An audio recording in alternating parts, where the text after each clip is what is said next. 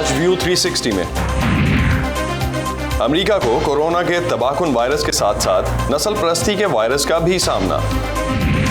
Corona virus کے باعث دنیا میں کئی کاروباروں کی نوعیت میں تبدیلی۔ اس وقت تو صرف یہی سوچ رہے ہیں ہم لوگ کہ ہاتھ ملائیں تو پھر یوں نہ ہو جائے۔ اور آپ کو دکھائیں گے کہ پاکستان کی سیلیبریٹیز نے لاک ڈاؤن کے دن کیسے گزارے۔ وائس آف امریکہ واشنگٹن سے آپ سب کو خوش آمدید۔ میں ہوں اسد اللہ خالد اور آپ دیکھ رہے ہیں پروگرام ویو 360۔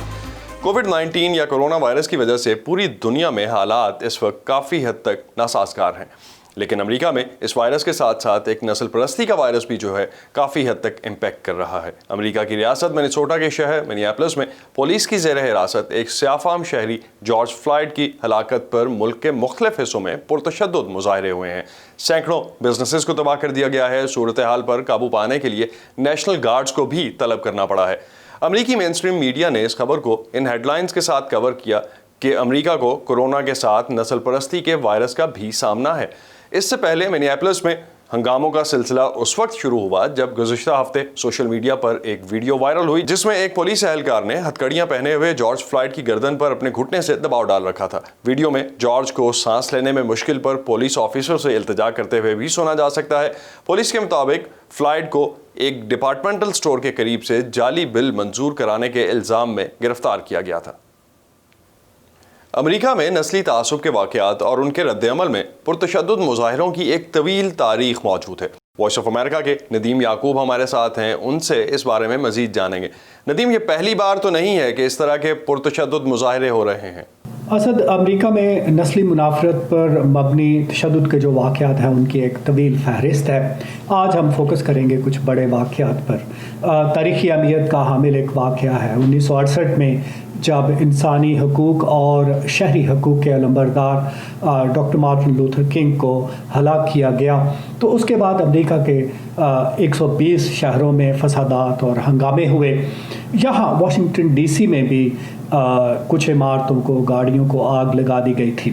لیکن جب ہم بات کرتے ہیں نسلی منافرت سے ریلیٹڈ وہ واقعات جن میں پولیس کی جانب سے بے جا تشدد کیا جاتا ہے یا جس میں سفید فام پولیس اہلکار اور سیاہ فام شہری انوالو ہوتے ہیں، تو اس میں بھی کچھ اہم واقعات ہوئے ہیں۔ 1992 میں لاس اینجلس میں اس وقت جو ہے وہ فسادات پھوٹ پڑے جب ایک عدالت نے 4 سفید فام جو پولیس اہلکار تھے ان کو بری کر دیا۔ یہ وہ پولیس اہلکار تھے جو ایک سیاہ فام شہری راڈنی مارٹن کے پر تشدد کرنے میں ملوث تھے۔ پولیس نے ایک ٹریفک حادثے کے بعد راڈنی کنگ پر تشدد کیا تھا۔ ایک عینی شاہد نے اس واقعے کی ویڈیو ٹیپ بنائی جو امریکہ بھر میں عام ہوئی۔ ان فسادات میں 50 افراد ہلاک ہوئے۔ سن 2014 میں ریاست میزوری کے شہر فرگسن میں ایک سیاہ فام شخص مائیکل براؤن کی ہلاکت کے بعد وہاں پر بھی بہت سے مظاہرے اور فسادات ہوئے۔ احتجاجی مظاہروں کی ایک وجہ پولیس کا اپنے اہلکار ڈیرن ولسن پر فرد جرم نہ عائد کرنے کا فیصلہ تھا۔ مظاہروں میں پولیس کے ساتھ جھڑپیں ہوئیں۔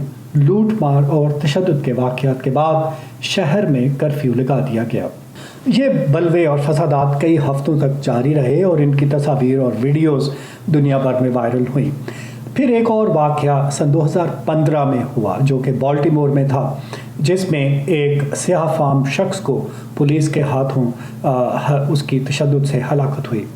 یہ ہنگامے اس وقت ہوئے جب 25 سالہ سیاہ فام فریڈی گرے پولیس کی حراست میں تشدد سے ہلاک ہو گیا۔ مشتعل مظاہرین نے کئی عمارتوں اور گاڑیوں کو آگ لگا دی اور لوٹ مار کی گئی۔ کئی روز کے فسادات کے بعد گورنر کو بالٹیمور میں ایمرجنسی نافذ کرنا پڑی اور ان جھڑپوں میں تقریباً 15 پولیس اہلکار جو تھے وہ زخمی ہوئے۔ Thank you Nadeem. سیاہ فاموں کی غلامی کے دور سے لے کر ان کے حقوق کی تاریخی سول رائٹس موومنٹ اور اس کے بعد سے آج تک امریکی معاشرے نے ایک طویل سفر طے کیا ہے، لیکن کیا وجہ ہے کہ آج بھی سیاہ فاموں کے خلاف تعصب کے واقعات اور شکایات عام ہیں؟ نیلوفر مغل نے یہ سوال رکھا پروفیسر عادل نجم کے سامنے۔ آئیے دیکھتے ہیں عادل نجم نے اس پر کیا تجزیہ دیا۔ دیکھیں، ایک تو ایک بہت لانگ سٹینڈنگ امریکہ کی تاریخ تمام میں ایک جو ہے ریشل ڈفرینس کا جو ایشو ہے، خصوصاً سیاہ فام امریکنوں سے، اور اس کی وجہ اصل تو یہ ہے کہ دیکھیں یہ جو امریکہ میں سیاہ فام امریکن ہیں وہ اوریجنلی آئے ایز سلیوز، اور اس کے بعد ایک سول وار ہوئی، پوری امریکہ جو ہے وہ ٹوٹ گیا ایک طرح سے، اس میں جنگ ہوئی.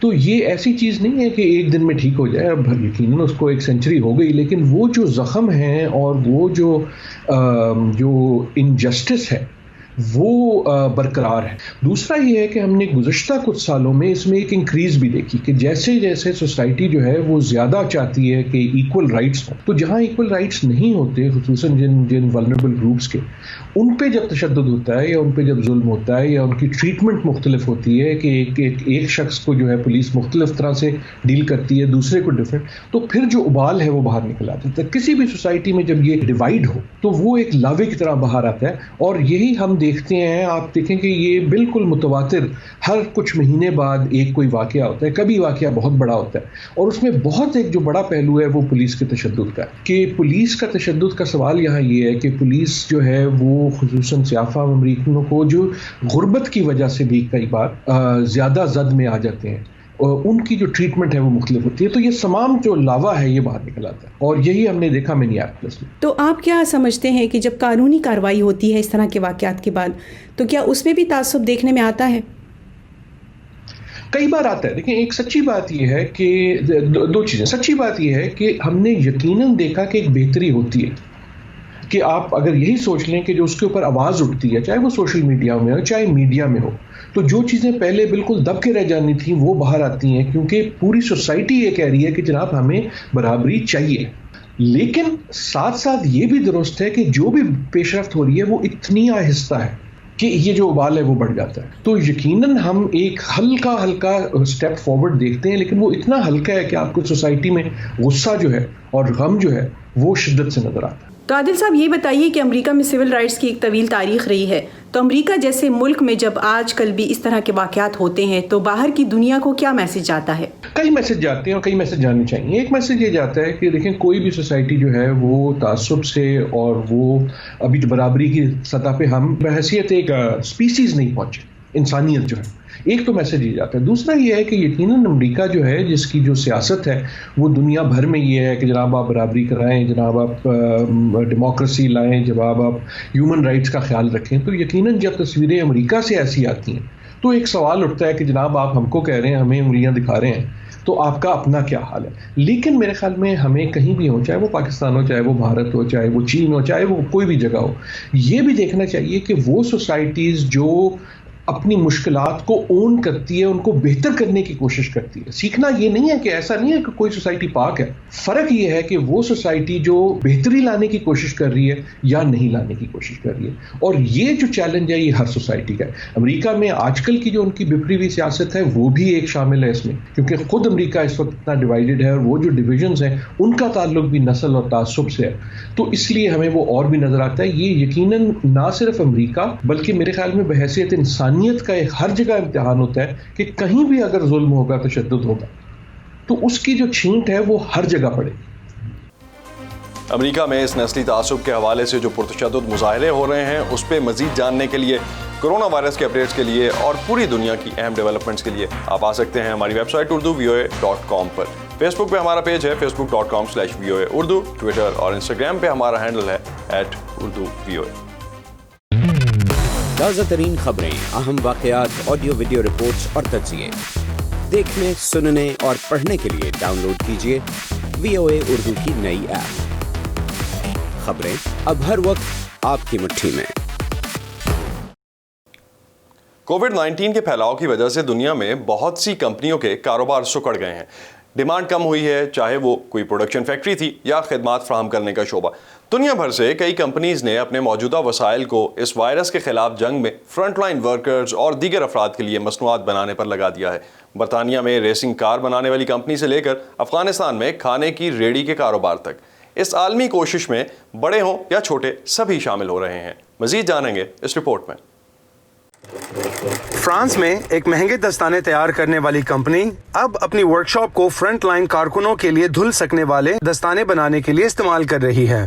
जब हमने करंतना को ख़त्म करने और लोगों को महफूज रखने के बारे में सोचना और बात करना शुरू की तो मास्क के बारे में बहुत बात हुई। मैंने खुद से कहा कि हमें भी इस कोशिश में हिस्सा लेना चाहिए, लिहाजा हमने मास्क बनाने का सोचा। फिर मैंने सोचा कि बहुत से लोग मास्क बना सकते हैं, दस्ताने बनाना बहुत मुश्किल है। बर्तानिया में रेस कार बनाने वाली एक कंपनी अब मुल्क भर के अस्पतालों के लिए वेंटिलेटर्स और टेस्ट किट्स तैयार कर रही है। मैक्लेरन बहुत सी कंपनियों में से एक है जो हुकूमत को वेंटिलेटर्स की कमी पूरी करने के लिए अपनी मदद फराहम कर रही है।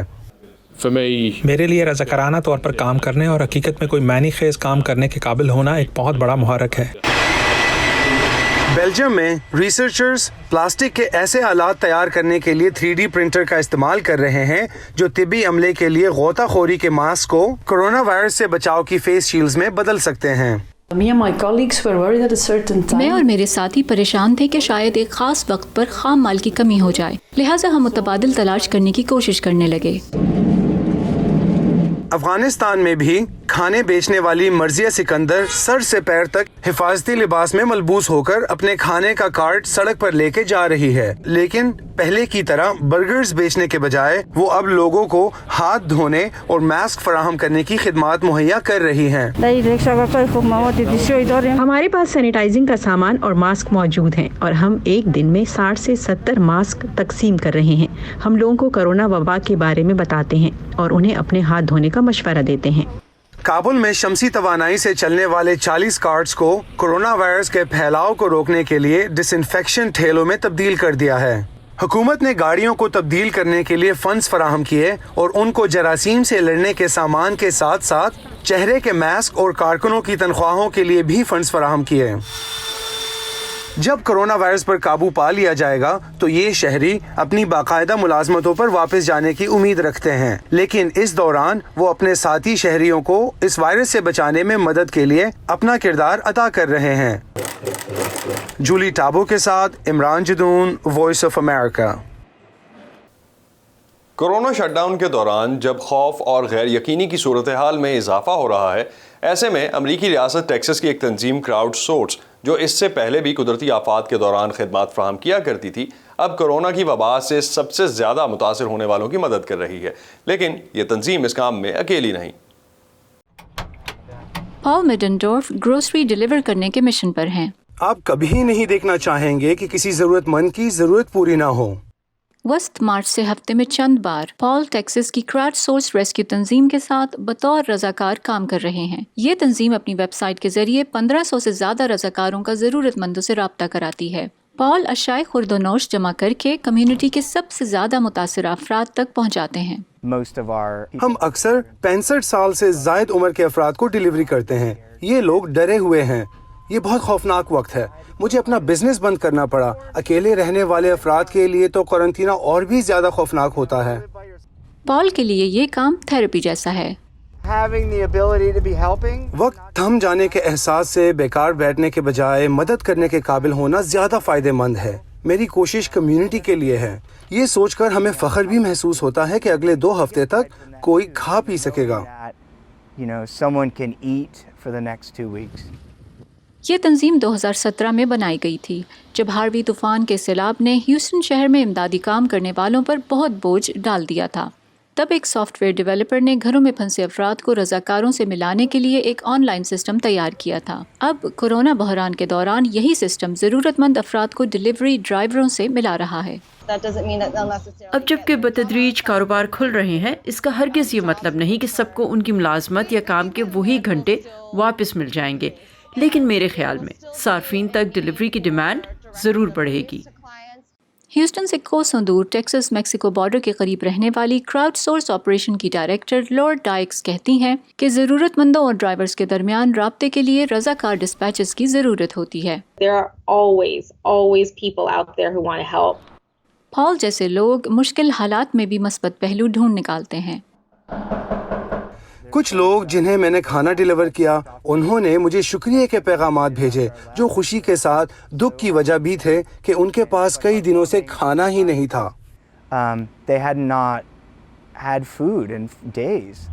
ये सर्विस एक तरह से ज़रूरतमंद अफराद तक सिर्फ खाना नहीं बल्कि उम्मीद का पैगाम भी पहुंचा रही है। एलिजाबेथ ली के साथ Pfizer Bukhari, voice of America. अम्मी, हुक्मरान अमेरिका के हों या हिंदुस्तान के, अफ़गानिस्तान के या फिर पाकिस्तान के, उन्हें कुछ ना कुछ तो कहना है ना अपने मुल्क के लिए। लेकिन ऐसे में हमारा काम किसी हुक्मरान की बात पर नाराज़ हो जाना या फिर तालियां बजाना थोड़ा ही है। पाकिस्तान के हुक्मरान सुन ले। खुदा बस इतनी समझ दे कि जो जैसा कहे हम उसे वैसे का वैसा आप तक पहुंचा सके। बाकी फिर आप तो समझदार हैं ही। बड़ी जंग पाकिस्तान टेररिज्म के खिलाफ लड़ रहा है। इस प्रोफेशन में ना अम्मी, बस इतना सा तो ख्वाब है। खबर जैसी पहुंचे वैसी, व्यू 360 सिर्फ आज न्यूज़ पर। पाकिस्तान में कोरोना की वबा की रोकथाम के लिए लगाया गया स्मार्ट लॉकडाउन बतदरीज हटाया जा रहा है और ज़िंदगी एहतियात के साथ जारी रखने की कोशिशें भी हो रही हैं। आपने लॉकडाउन के दिन कैसे गुजारे? किताबें पढ़ी, अपनों के साथ वक्त गुजारा या टीवी देखते रहे? लेकिन जिन पाकिस्तानी सेलिब्रिटीज़ को आप टीवी पर देखते हैं, उन्होंने लॉकडाउन के दिन कैसे गुजारे? वॉइस ऑफ अमेरिका से इरम अब्बासी ने इसका काफ़ी हद तक ट्रैक रखा। हमारे साथ मौजूद हैं, उनसे हम जानते हैं कि शोबिज़ की शख्सियात के बारे में बताएं। सबसे पहले तो ये बताएं, how are you doing? I am great, thank you, and I hope you are keeping safe. जी हाँ, बिल्कुल, लॉकडाउन के इस दौर में हमने आपके लिए कोशिश की कि आपकी मुलाकात आपकी फेवरेट पाकिस्तानी सेलिब्रिटी से कराएं, और इसके लिए हमने उर्दू VOA इंस्टाग्राम पेज का इस्तेमाल किया। मेरी इस सिलसिले में जब आयशा उमर से बात हुई तो ऑब्वियसली इन तमाम लोगों का काम मुतासिर हो रहा है। आयशा एक फ़िल्म शूट कर रही थी बलूचिस्तान में और 80% शूट हो गया था, लेकिन फिर लॉकडाउन की वजह से शूट को हॉल्ट पे लाना पड़ा। इसके अलावा मेरी नोमान एजाज से जब बात हुई इंस्टा लाइव पर, तो उनका ये कहना था कि उनकी फैमिली कनाडा में थी और उन्होंने कनाडा जाना था, लेकिन ये लॉकडाउन हो गया और वो पाकिस्तान में है और फैमिली जो है असद उनकी अब कनाडा में थी। तो इसके अलावा आपकी इमरान अब्बास और सानिया सईद और भी काफ़ी सेलिब्रिटी से बात हुई है आपकी? जी, इमरान अब्बास ने मुझे ये बड़ी इंटरेस्टिंग बात बताई कि वो बेसिकली उनके एक इंटरनेशनल प्रोजेक्ट पे वो काम कर रहे थे, हॉलीवुड का उन्होंने नाम लिया, कि उनकी कोई बातचीत चल रही थी जो कि ऑब्वियसली अब रुक गई है क्योंकि आगे शूट कब होगा, बात बनेगी या नहीं, वो सारा प्रोसेस रुक गया है। और सानिया सईद ने ये कहा असद कि वो इस टाइम को यूटिलाइज़ कर रही हैं अपने आप को समझने में, अपने साथ वक्त गुजारने में, अपनी फैमिली के साथ वक्त गुजारने में। तो ऑब्वियसली उन्हें ये भी एहसास था कि वो लोग जो ये अफोर्ड नहीं कर सकते उसके लिए वो उदास हैं, लेकिन वो शुक्र अदा कर रही थी कि वो खुद इस काबिल हैं कि अपने घर में बैठकर ये वक्त जो है उसको अच्छे से यूटिलाइज़ करें। इसके अलावा असद, मैंने बुशरा अंसारी से भी इंस्टा लाइव हमारे पेज उर्दू VOA के थ्रू बात की, और बुशरा अंसारी कनाडा आई हुई थी कुछ चैरिटी इवेंट्स के लिए। उनकी फैमिली जो है कनाडा में ही होती है, उनकी बेटियाँ जो 2 हैं, तो वो कनाडा में फंस गई। आइए उनसे पूछते हैं उन्होंने क्या कहा कि लॉकडाउन में वो क्या कर रही थी। ज़ाती तौर पे मैं बिल्कुल ना शक्की हूँ ना वहमी हूँ। I don't like to be paranoid, और मुझे नहीं अच्छा लगता कि ये यूं ना हो जाए, ये वो ना हो जाए। पर इस वक्त तो सिर्फ यही सोच रहे हैं हम लोग कि हाथ मिलाएंगे तो यूं ना हो जाए, मिलेंगे तो यूं ना हो जाए। मैं सोचती रही, मैं गई थी एक दिन स्टोर पे, आए मैंने बच्चों को प्यार कर लिया था।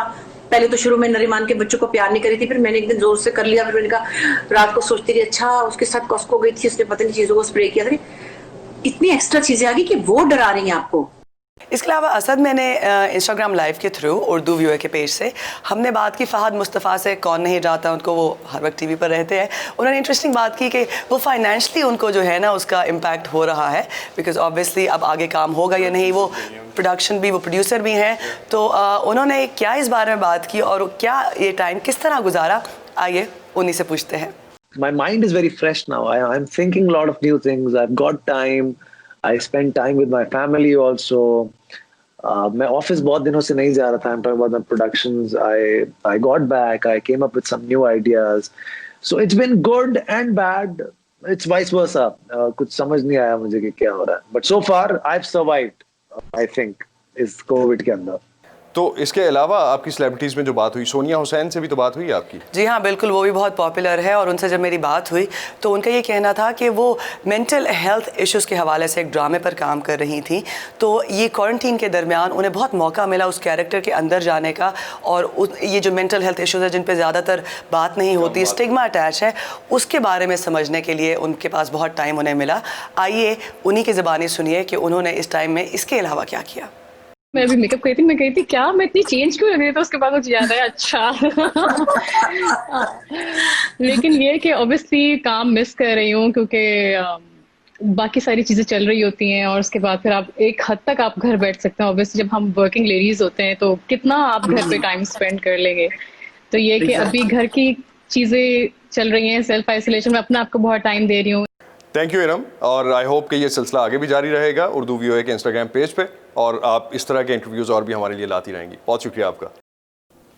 तुर्की की हुकूमत ने कोविड-19 के फैलाव को रोकने के लिए तमाम अहम शहरों में लॉकडाउन कर रखा है, लेकिन कमर्शियल कैपिटल इस्तांबुल में शायद ये ज़्यादा महसूस किया जा रहा है.